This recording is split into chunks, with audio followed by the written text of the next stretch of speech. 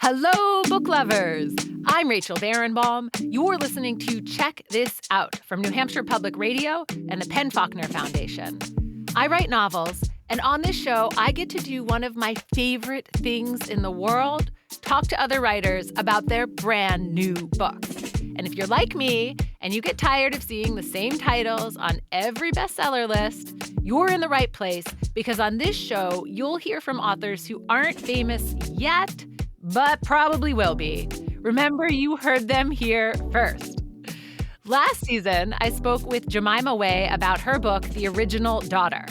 That book was recently nominated for the 2026 Dublin Literary Award. Congratulations, Jemima! You can catch that conversation on NHPR, on the website, or wherever you get your podcasts. Today on my show, Eliana Ramage and her debut, To the Moon and Back. This novel is so good. It's about family, ambition, and belonging, and I loved it. It is about one young woman's obsessive quest to become the first Cherokee astronaut. Eliana, congratulations on your debut. I'm really excited to have you on the show today. Welcome. Thank you so much. It's just wonderful to be here. So your book actually starts off in 1987. It goes through basically a whole lifetime for your main character, Steph, and takes us through a lot of years. But we start when she is 6 years old, and this very compelling scene. Can you read for us to start us off and introduce us to the novel? Sure. I just want to dig right in so people can get the flavor for your writing and the story that we're about to be thrown into. Okay. Let's see. Removal, June 1987. I imagine her terrified. Our mother, 2 children in the back seat. She drove like a woman followed, even after we left him at the foot of that tall hill. There was blood there, back in Texas, and tiny shards of glass still covered my sister. She sat beside me, her small body glittering in passing lights, the brights of cars, the moon. I remember our mother pulling off the highway into dark towns, buying biscuits at the drive-thru with small bills and a rubber band pulled from under the driver's seat. Kayla slept, and I ate 3 biscuits, hers and mine, and our mother's too. Our mother, who cried silently behind the steering wheel from Dallas to Plano to Sherman to McAllister. I practiced reading highway signs. Our mother helped me sound them out until she didn't. I was in my school clothes. My underwear said Tuesday in cursive. A long time later, we passed a blue sign with a buffalo skin shield and eagle feathers and little brown crosses. Oklahoma. Our mother corrected me. Oh, not ah, but she was talking again. She was alive. She pulled off the highway at the first rest stop past the blue sign, and she took one giant breath, in and out with her eyes closed. I copied her. Kayla wiggled against the straps in her booster seat. She started to sing, happily and to herself. I would grow up with stories in Tahlequah, though never the kind I asked for. There were no stories for what had happened, for why we'd left Texas, and when we might return. Such a powerful opening. I almost never ask authors to just dive in and read like that. I know it's a little different, but I wanted to start with that because it is such a powerful opening, and it really sets up the book for Steph, your main character, wanting to escape, right? From the very first page, whether she wants to escape to the moon or she wants to escape Texas, she is escaping. So, Eliana, in your words, what is To the Moon and Back about? I think you said it so well before. I think the driving force of it is one young woman's quest to become the first Cherokee astronaut. But even if that's the engine that keeps everything running, what it's really about is her relationships as she's coming of age with her mother, her sister, her girlfriend, how that sort of marriage of love and ambition, what happens when we bring those together with the people that we love. And so we see Steph really, her love and her relationships grow throughout the book, and always driven by this desire to become an astronaut. Why an astronaut, right? Why is that at the core?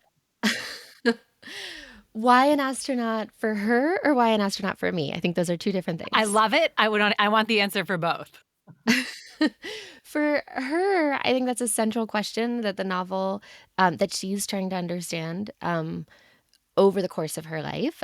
Page 1, an astronaut because escape. Something terrible has happened, and instead of looking forward at Oklahoma, at the place that her family is gonna try to find sort of safe haven, she's looking up, and she's thinking about, "How can I get away from this world, from this life?" Um, and from this feeling primarily of alienation. And is that always gonna be should we build our lives on getting away from something? That's something that she needs to figure out. Um, for me, though, I'm not a scientist. I'm someone who really admires scientists and their contribution to humanity, but the spark of this happened, when I was 18. So I actually, this is the reason why I used to listen to New Hampshire Public Radio. I went to Dartmouth College. And a big, big part of what brought me there was the school's commitment to Native education. So I wanted to be um, at Dartmouth as this place where I could be living in a house and hanging out and learning and studying and just like being part of this larger Native community. Different from where I grew up in Nashville, where that meant like specifically Cherokees, specifically people who related to me, specifically like 1 or 2 other people in my high school. So that was an incredible experience to show up at 18 and be part of this larger community, where we were all from different tribal nations, but a larger community.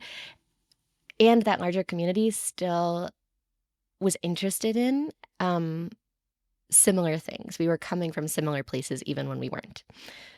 So one day we were in a room at college, we were all talking, and a lot of our stories that day were focused on the past and were focused on the pain and the loss of the past.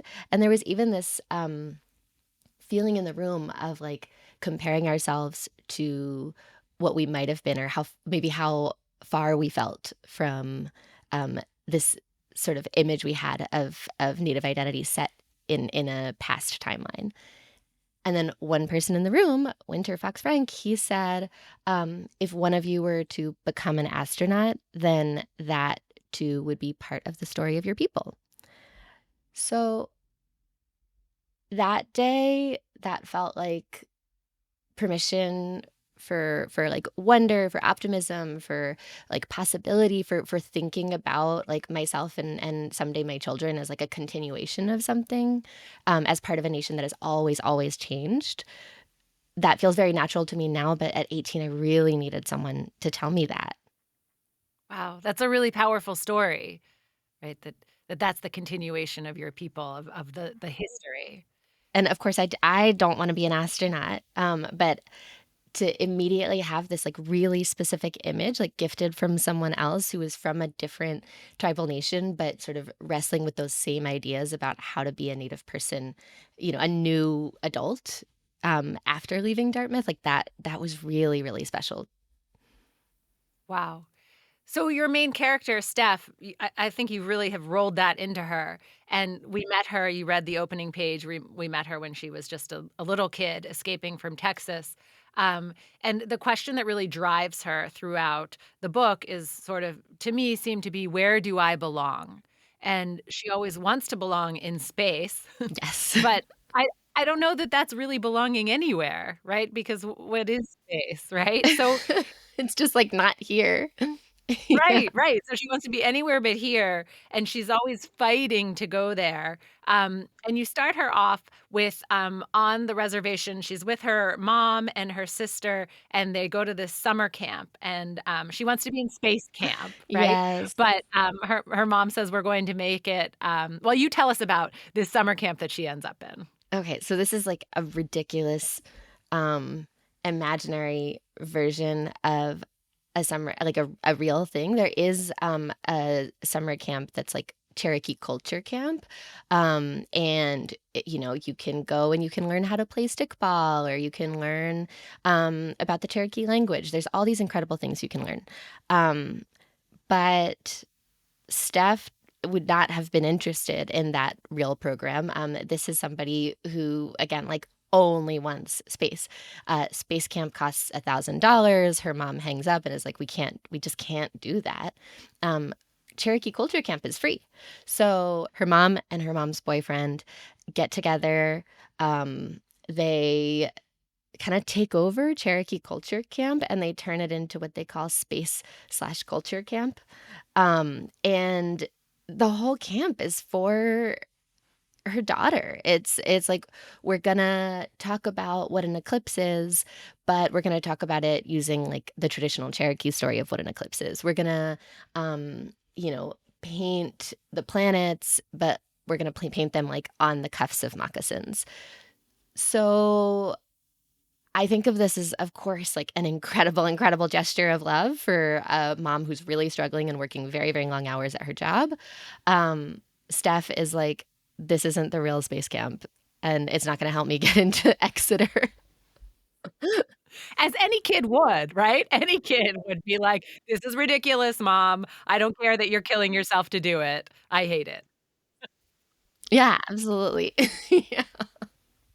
And that's part of the fun of the book, I think, because I was writing it during, from 18 to like now I'm 34. So over those years, um, it's not that I was writing it with the attitude of like, specifically Steph or specifically of like a 14-year-old, 15-year-old in that position. But I did notice that um, it felt freeing to not be stuck in the perspective of someone who's that age or that phase of life. Just getting to follow her through different stages was nice. Yeah. But so at this stage, when we see her at this, space/culture camp, right, she's obsessed with this idea that she has to go to Exeter, which is a very exclusive boarding school in New Hampshire, Mhm. um, and, that is her way to get to Harvard, and then that's her way to become an astronaut, so she has this whole plan, and, right, and she's very driven. But she hasn't received her acceptance yet to Exeter. And, at the same time, her mom's boyfriend, and her sister are trying to learn and talk about being Cherokee Yeah. and learn the language, right? And so there's this big juxtaposition of like, does Steph want to learn about being Cherokee or does she only want to be an astronaut? Like I felt this push pull and these characters were really on different sides. Can you talk about that? Yes. I mean, that's a huge part of the book is how these two daughters, even if we set aside the mom and the boyfriend who have a different tension between them in terms of Cherokee culture, but just the two daughters, they in that car scene, from before, they arrive, in this new home, at the same time, that same night, and one of the wonderful things about writing about siblings is they have those same early childhood experiences, they have the same kind of ingredients, and then we all just interpret our own stories in different ways and take them in different directions.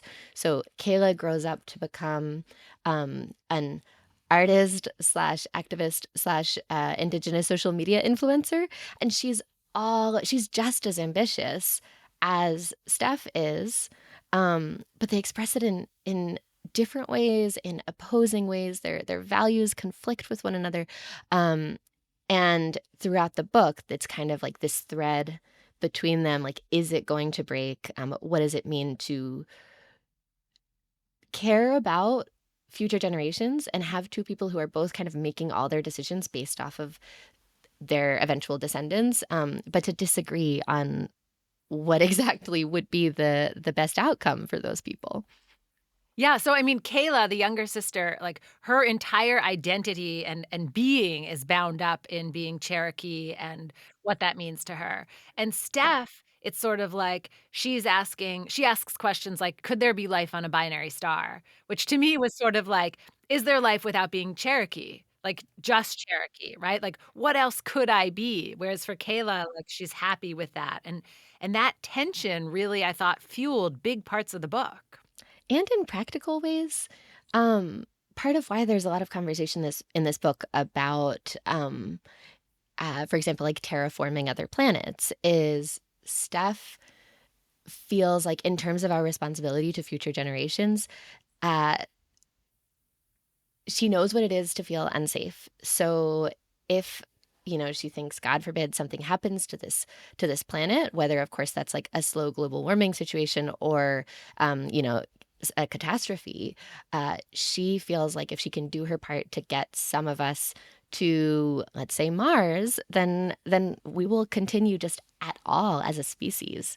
Um, I think her sister does a good job of asking questions like, sure, okay, I hear you. And who do we think is going to make it to that other planet? What are we going to leave behind? And if we're effectively giving up on this planet right now, then like, do you really see no value in the work of many, many, many generations of Native people in holding on to things like, for example, the Cherokee language, which is endangered and, so there's just such powerful work happening like right now in real life to maintain that. If you're just joining us, I'm Rachel Barenbaum. You're listening to Check This Out from New Hampshire Public Radio, and my guest today is Eliana Ramage, and we are talking about her brand new debut, To the Moon and Back. And Eliana, you just brought up the Cherokee language, which is like my next question, really on my Perfect. script. Perfect, like you could read the script. Um, because this is a huge part of this first summer when we see the girls and throughout, right? Can you speak Cherokee? And, I think questions of, is it, all, how do you speak it? How do you learn the language? And I wanted to just ask you about that. Like, how do you learn Cherokee? And if you could talk about, right, there's an amazing story about turning it into a written language. Let's talk about the language, Cherokee. I love talking about the language. It's something I've been interested in. Many, many, many Cherokee people have been interested in. Whether or not we speak it, I don't speak it from childhood. I think a lot of us, even like my mom and her sisters, like have memories as again non-Cherokee speakers of being a kid, and because we have like this written syllabary, um, trying to like figure out how to write out like whatever you can using that syllabary. And this is again from the perspective of someone who doesn't speak it. So what started as like a fascination as a child, I think the older I got, the more I realized, especially around um, high school, college age, the more I understood like this is more than like, you know, a beautiful, like fun syllabary to write with. Like this is a language that needs people to care about it and to use it, to interact with it in whatever way they can. Um, Learning that larger story of not only like few native how few first language speakers there are today, but what efforts the nation is taking up to ensure its continuation. That turned it into more of an active thing for me. And the story of when it really was most active in my life was right after college. So I graduated in 2013. And there were a few years where actually one of my closest friends I met at Dartmouth, who's also Cherokee, Greg. So he and I started a weekly Zoom where we would study the language together. We would give each other homework. We would meet the next week and correct our homework. Um, that's what we were doing on Zoom. Both of us like removed geographically from where a lot of that language work is happening. And then meanwhile, in Cherokee Nation, today there's an immersion school, there's an immersion preschool for the youngest learners, there's a master apprentice program for adults to go and study the language, sort of teamed up with elders. There are many, many, many programs that are all working towards that same goal of continuing the language. Wow, wow, I didn't know about all that. That's pretty amazing. Because you mentioned that there's a lot of work going on to preserve the language, and that's what's happening in the trenches. That's I mean, that's just some of it. There's an app that was recently developed. This is happening. It's not at all solely a Cherokee story. All around the country, we have many, many tribes that are investing money, that are investing volunteers and resources, just doing everything they can in this generation. Like this is a really crucial time for people to be thinking about their heritage languages. So we don't lose it. So we don't lose them, exactly, any of them. Yes, yes. And I Mhm. think this brings us back to the book, your debut, To the Moon and Back, where your main character wants to be an astronaut. Steph wants to be an astronaut, but always underneath every page is this question of where does she come from? Her sister's asking it all the time, but I felt like that was also in the background for Steph. And um, one of my favorite lines in the book is when she is actually talking to some of her friends and they're saying, well, Cherokee, you must be a warrior. And she says, well, I didn't feel like I actually came from warriors. I felt like I came from exhausted women. And and I wanna talk about that word and that passage because I have it, like, dog-eared, underlined, circled, like, bright red in my copy. I feel like I came from exhausted women because the matriarchy is a huge theme in this book. Let's talk about Yes. that idea. Oh, definitely. And just this question of what does the matriarchy look like? It's something that each character understands, I think, in a different way.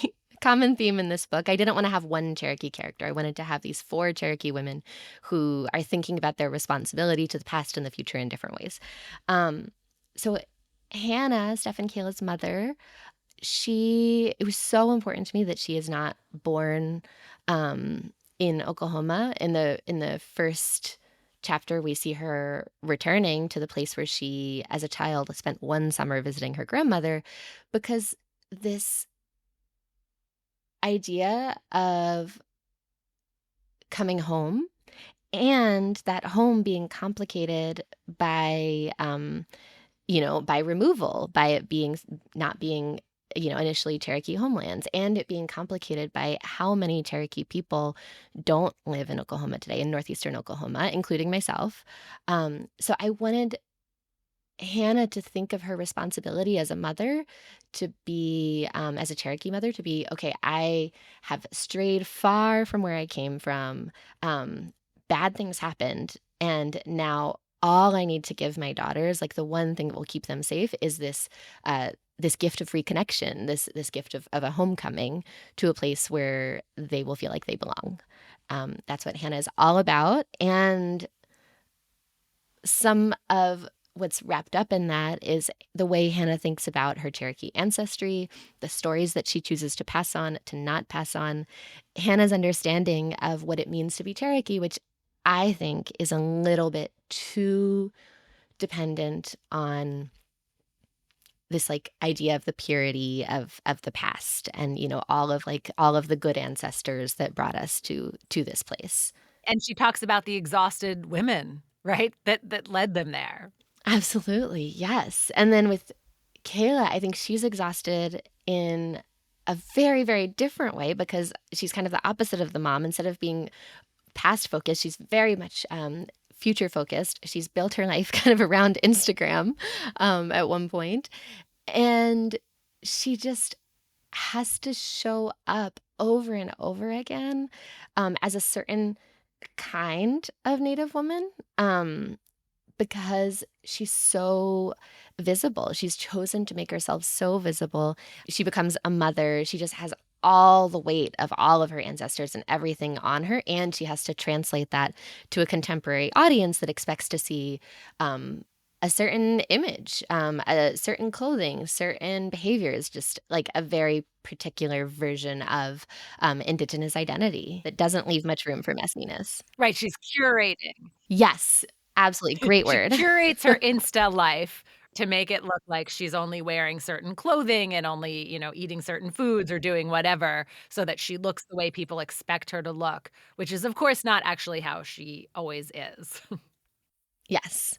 Or, sometimes it is how she is, like, she really is, let's say, like, you know, harvesting indigenous foods and thinking about food sovereignty. Like she is doing these things, but I think she's holding herself to such a standard, and she's thinking so much about how she's performing it that she doesn't leave herself much room to explore or to like fall short, if that's how she would see it. Yeah. So there is another Cherokee woman, and we're going to get to that in just a moment. I'm Rachel Barenbaum. You're listening to Check This Out from New Hampshire Public Radio. If you or your book club have read any of the novels featured on the show, send us a note or a voice message and let us know what you think. You can use the email address books@nhpr.org. We're going to take a short break, and as we do, we're going to hear the music of Tommy Lefroy. Eliana says this song was on repeat as she wrote the novel. Let's listen. How could I ever be enough? How could I ever? How could I ever? How could I ever? We'll be back in just a moment. Stay with us. How could I ever? Welcome back. I'm Rachel Barenbaum. You're listening to Check This Out from New Hampshire Public Radio. My guest today is Eliana Ramage, and we are talking about her brand new novel, To the Moon and Back. I loved this book so much. There are several women at the core. I guess you could say 4. We had mentioned 4, but there are many. I want to move on to Della. Tell us about Della. She's my favorite. I didn't know that. I love her so much. I think she's the easiest to love in a book of some pretty complicated people.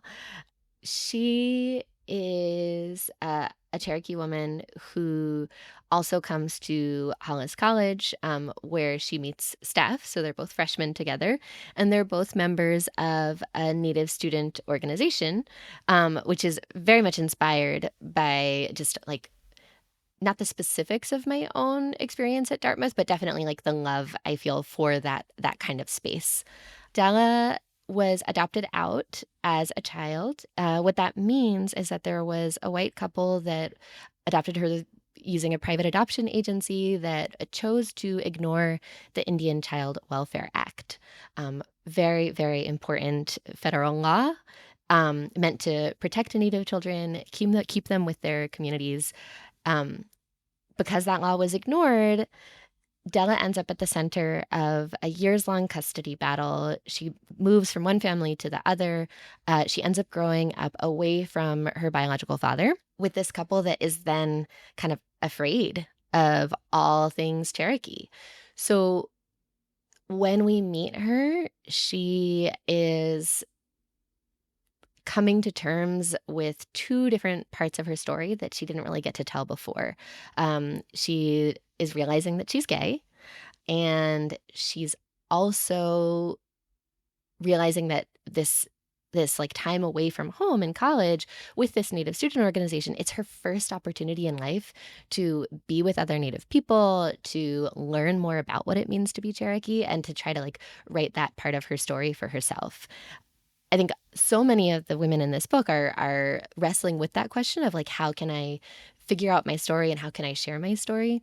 With Della, one of the things that's so hard and so complicated about it is that she was made famous through this custody battle that made its way all the way to the Supreme Court. So what does it mean when you're trying to, come of age, figure out your story, share your story, and at the same time you realize everybody thinks that they already know that story? Is she based on a real life situation? She's not based on any real people who have been through that. She's definitely based on the really, really hard idea of like what happens when the Indian Child Welfare Act is challenged, or when in individual cases it's ignored. In my teens and my 20s, I kept seeing it happen in big ways and in small ways.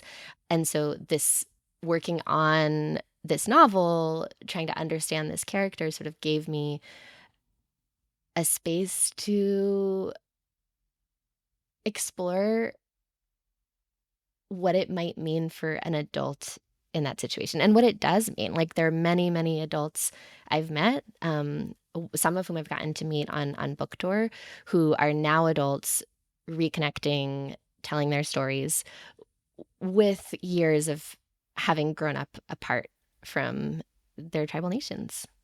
So adults that were adopted out to white families or families not affiliated with any tribal nation, and then they come of age, they go to college, and then these kids or adults now are trying to reconnect and figure out. So Della, for example, is like, what kinds of shoes do you wear?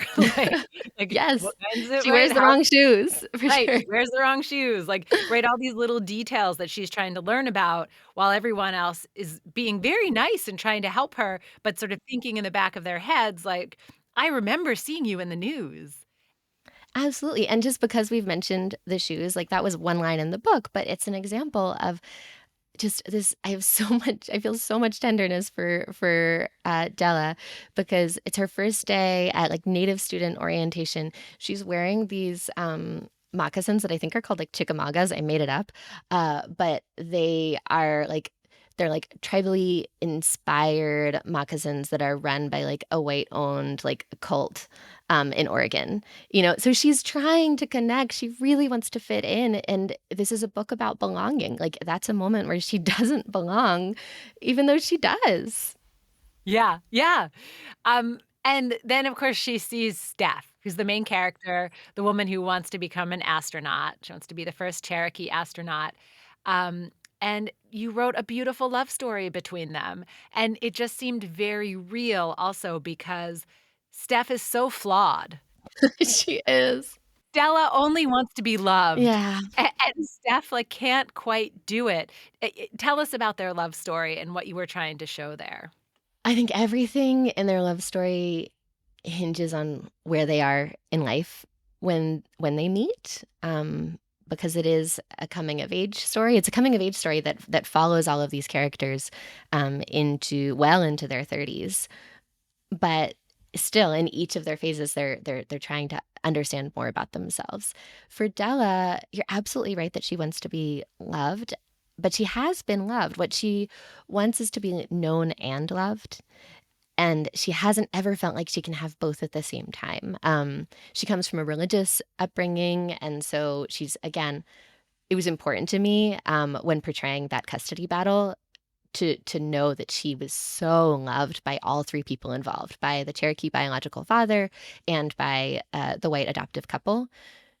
Everyone loves her in some ways after the dust settled, beautiful childhood, but she knows that if she were to come out, then she could lose these people. And what a hard thing to wrestle with when you know that you've been publicly fought over for so long. So in Steph, she gets, like, kind of this alternate universe history of, like, here's someone who grew up in the same town that I would have grown up in. Here's someone who knows some of the Cherokee language that I don't know. Here's someone who has this connection, whether or not she cares about it the way I would. Like, here's someone who has everything I want and knows me in that way. Here's someone who is gay, knows that I'm gay, wants me to be gay, is okay with that, um, and who loves her. So Steph is like the pinnacle of belonging for Della, and Steph is someone who has just spent her whole childhood fighting to be at Hollis College, to be out of Oklahoma, to be well on her way to becoming an astronaut. So just she's pure, pure, pure ambition, who's kind of surprised to love someone. That wasn't like something she really needed in college. So a lot of their relationship is about what it means when maybe you meet someone too soon, or you meet someone where you are still both trying to build yourselves. You're both trying to figure something out. Do you figure that out together, even if that means compromise, or do you give up? Yeah. I mean, I was crushed by the way their relationship ended. Like, just I was rooting for them. Yeah. I thought maybe Steph seems very scared of love, right? We meet her when she's being pulled out of Texas, right? We know something very bad has happened with her dad. We imagine there's some sort of abusive relationship happening there. Like on page 1, we know that. And she's just scared from that point on. And I thought maybe she found someone that she's not scared with. And then she totally messes it up. Yeah. She doesn't even pay attention to Della, And, like, the acceptances that Della had to grad school. Oh, I was rooting for It's them. it's it's hard. I was rooting for them too, but it's also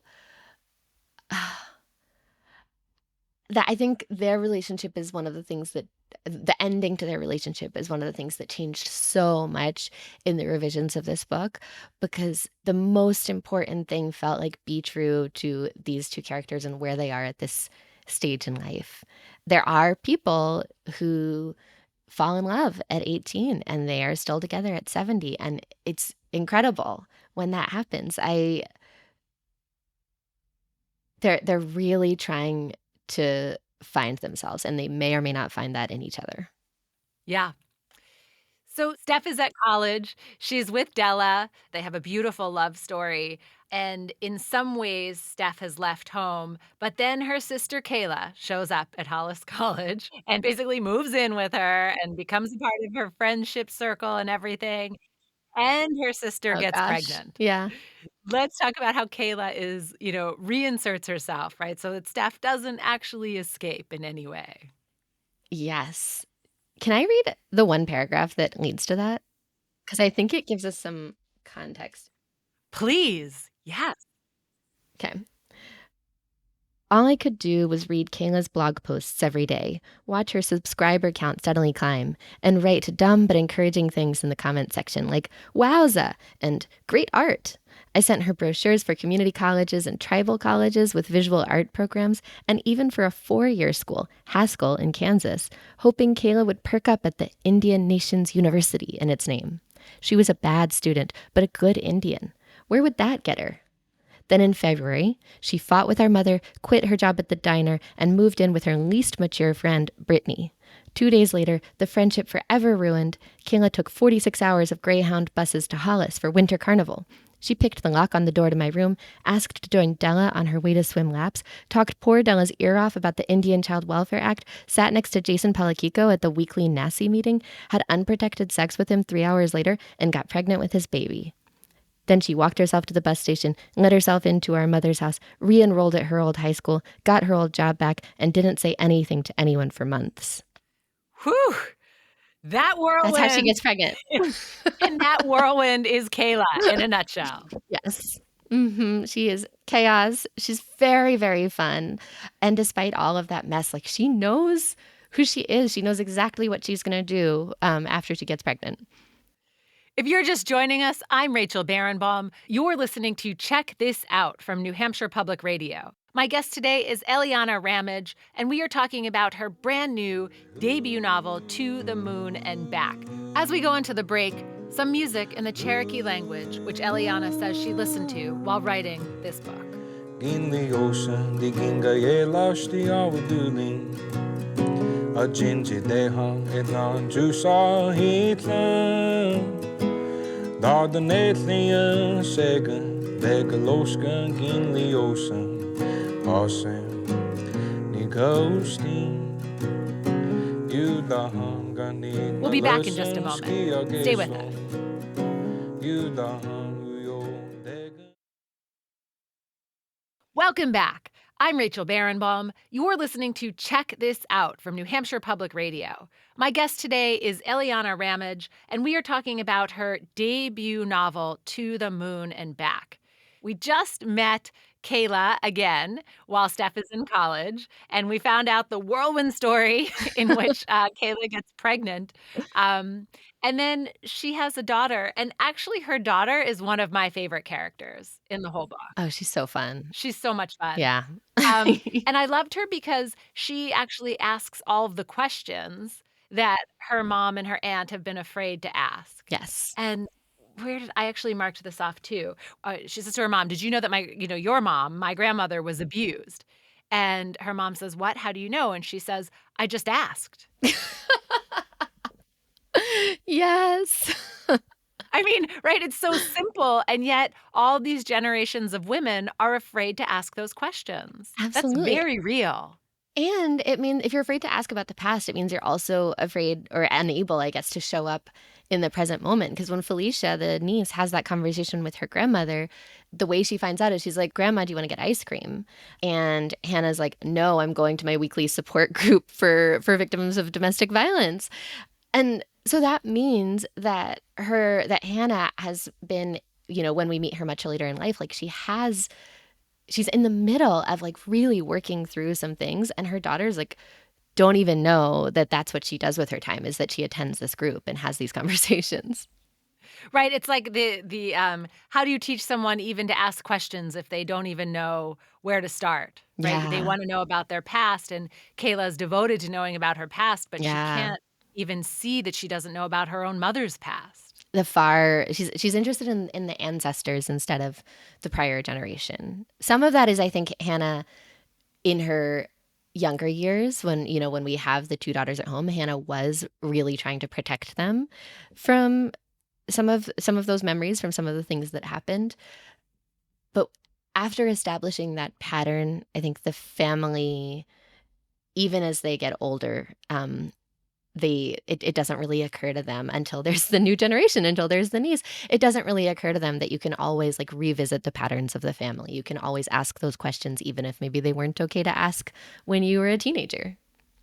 Right. Steph, let's go back to her journey and her dream to become an astronaut. We follow her from Hollis College. She goes to Russia. She goes to Japan. She's all over the world. Yes. And then finally, she becomes the coveted ASCAN, which is an astronaut candidate. And right, and her first mission, she is put into a HAB, which I guess is short for habitat, in Hawaii, where it's simulating life on Mars. Set up the situation for us, because this is insane what you do in Hawaii, right? The two sisters together on a mountain. Let's talk about it. Okay, sister one, Steph, the oldest, she is spending an entire year in a simulated Mars mission in a geodesic dome on a volcano in Hawaii. And that means that it's like this very, very small group of scientists who are in close quarters.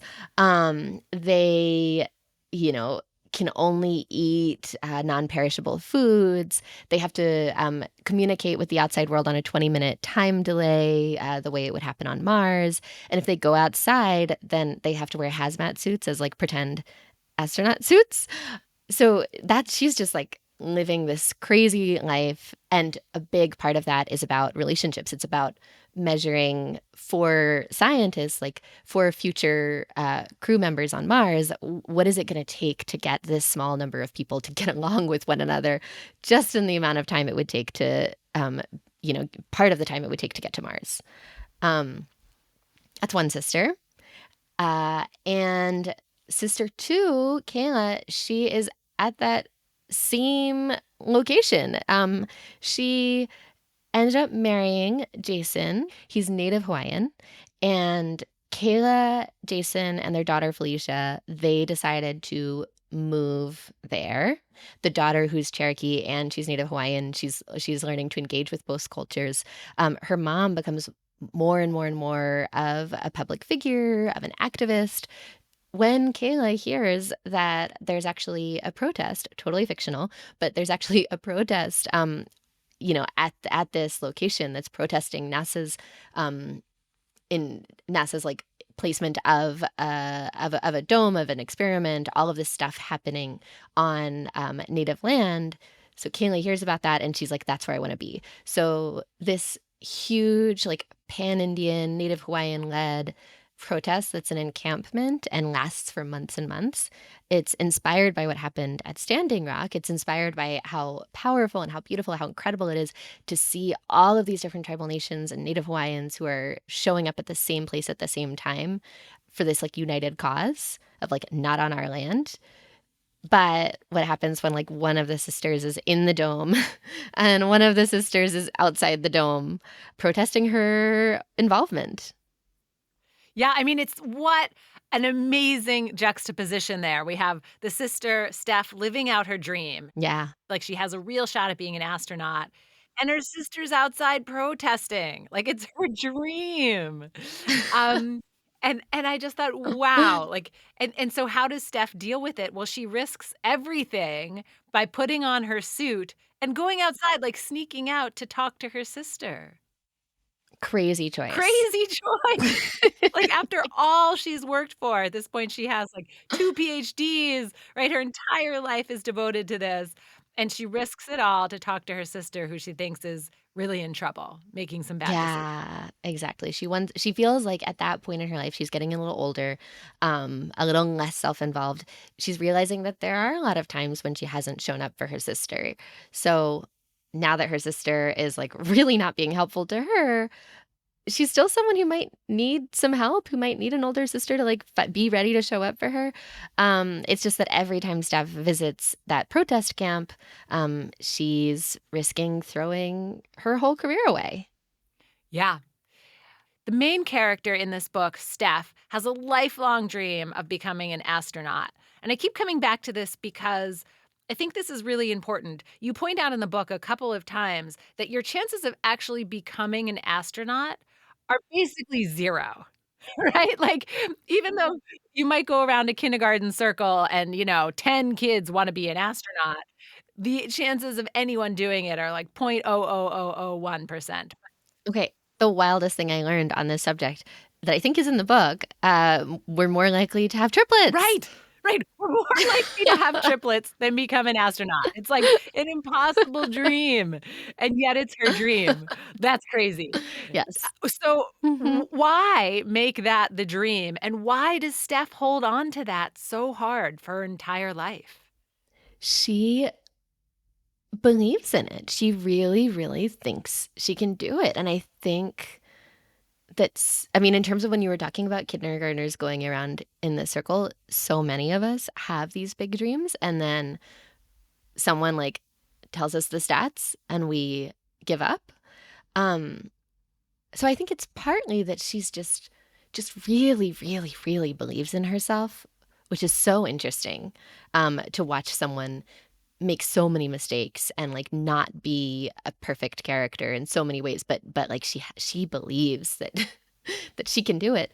Um, and then I think the other part is just, like, pure love. It's that when she decides to be an astronaut, it's not, like, at an older age where she's interested in, um, I don't know, like the nitty-gritty, the data, like some of the facts about other planets. It's that she's so young and she finds it in a moment of wonder and in a moment of need. So it's kind of her first love, and she is devoted.